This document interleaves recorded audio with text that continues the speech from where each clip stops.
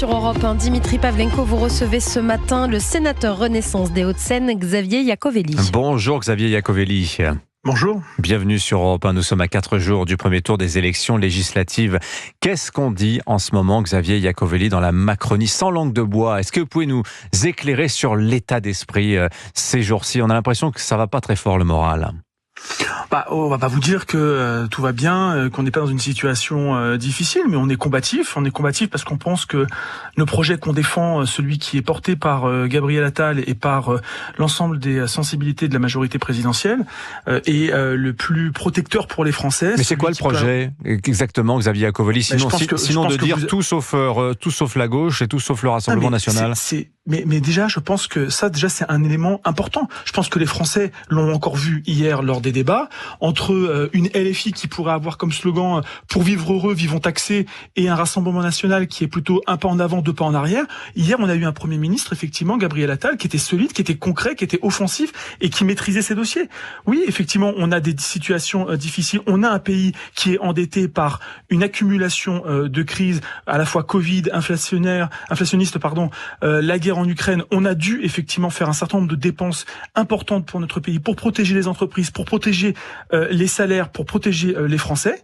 Et donc oui, il faut que nous fassions des efforts. Mais faire des efforts, ce n'est pas ne plus protéger les Français. C'est pour ça que le Premier ministre a annoncé un certain nombre de mesures qui aboutissent en fait avec des années de négociations, et notamment sur la question de l'électricité. Quand le Premier ministre annonce 15% de réduction sur les factures d'électricité dès l'hiver prochain, c'est parce que ça fait 2 ans que nous travaillons avec l'Union européenne pour négocier et décorréler le prix de l'électricité sur le gaz. Ça, c'est du concret, c'est financé, c'est chiffré et ça sera mis en place.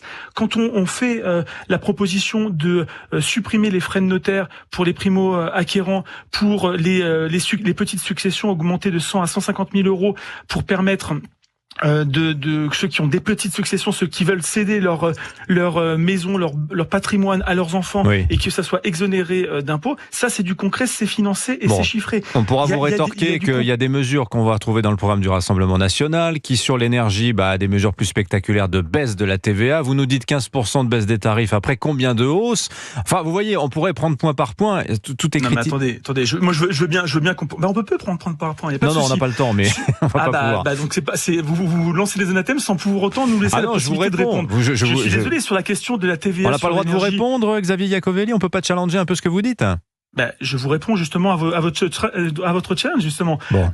Si on parle de la TVA sur l'énergie avec Jordan Bardella, ça ferait en fait qu'augmenter les profits de Total Échelle. Ce qui nous donnerait de la main gauche, il nous le reprendrait sur la main droite. Vous avez fait la même chose avec la taxe d'habitation et la taxe foncière. Moins 17 milliards pour la taxe d'habitation, répercuté sur la taxe foncière. Les propriétaires ne vous remercient pas, Xavier Iacovelli. Alors, je pense que si vous étiez cohérent et si vous étiez objectif sur ce que vous dites, vous savez très bien que la taxe d'habitation a été compensée à l'euro. Mais je ne suis pas un opposant politique, Xavier Iacovelli. Je suis un journaliste et je vous pose des questions sur des faits, en l'occurrence vous avez raison, sur des résultats de votre programme. J'essaie de vous répondre sur le fond.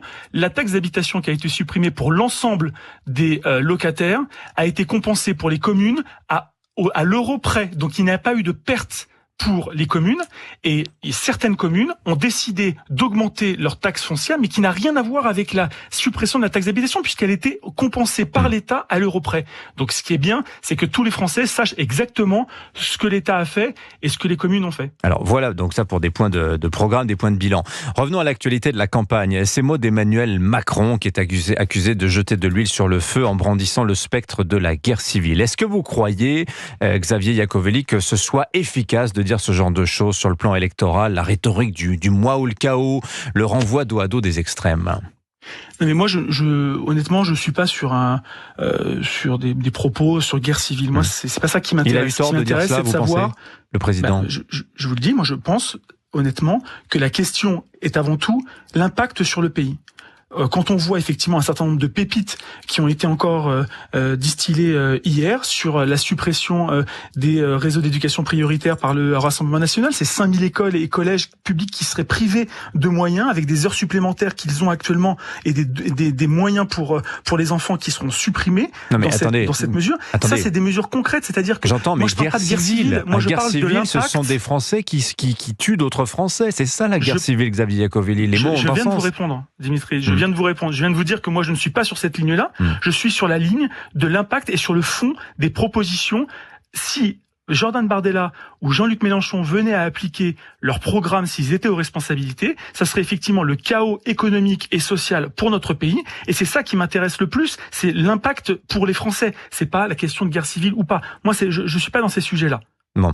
En tout cas, vous semblez quand même désavouer les mots du chef de l'État, si je vous ai bien compris, globalement. Vous utilisez les mots que vous voulez. Moi, d'accord. je vous dis que à titre personnel, je suis pas sur ces propos-là. Moi, ce qui m'intéresse, c'est le fond et l'impact sur les Français. Bon, Xavier Iacovelli, que doit faire un électeur de Renaissance si dans sa circonscription, il y a un duel de second tour entre la France Insoumise, enfin le nouveau Front Populaire et le Rassemblement National, ou dans un cas de triangulaire, où on se retrouve avec un candidat Renaissance, mais aussi un candidat de la gauche et un candidat du RN. Qu'est-ce qu'il faut faire ?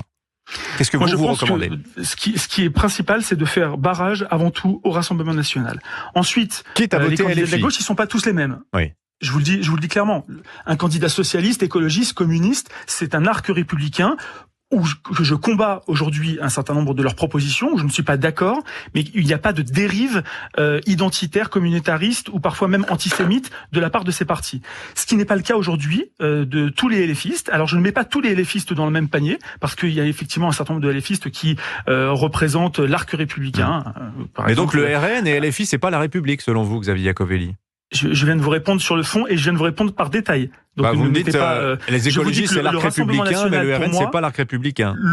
Pour moi, le Rassemblement National est un danger pour la République, est un danger pour la France, est un danger pour les Français. Qu'est-ce qui vous fait dire ça ? Moi, je me suis engagé le 21 avril 2002 contre le Front National. Mon engagement et mon ADN, c'est la lutte contre l'extrême droite. Oui, pour moi, le Rassemblement National est un danger pour la République. Mais après, chaque électeur, je vous mentionne un sondage, pardonnez-moi, Xavier Iacovelli, sondage Odoxa, qui est paru hier, sur l'acceptabilité sociale d'une victoire du RN. Vous avez 57% des personnes interrogées dans ce sondage.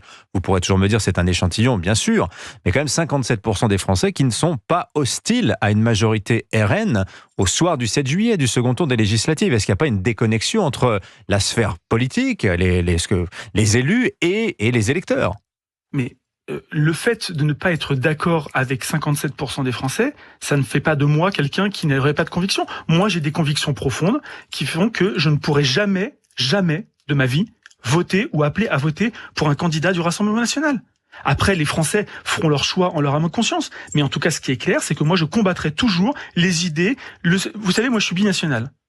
Donc, vous comprenez que la proposition du Rassemblement National aujourd'hui sur les binationaux ne peut pas me correspondre. Et je pense qu'il y a les 3 millions de Français qui sont binationaux comprennent également la position qui peut être la mienne. Après, chaque Français fera son choix en âme et confiance. Moi, en tout cas, ce qui est clair, c'est que dimanche soir, si c'était le cas dans les circonscriptions qui sont dans mon département ou même au niveau national, je n'appellerai jamais à voter pour le Rassemblement National et j'appellerai à faire barrage au Front National. Merci à vous, Xavier Iacovelli, d'avoir été en ligne avec nous ce matin sur Europe 1. Je rappelle que vous êtes sénateur Renaissance des Hauts-de-Seine. Bonne journée à vous. Merci à vous.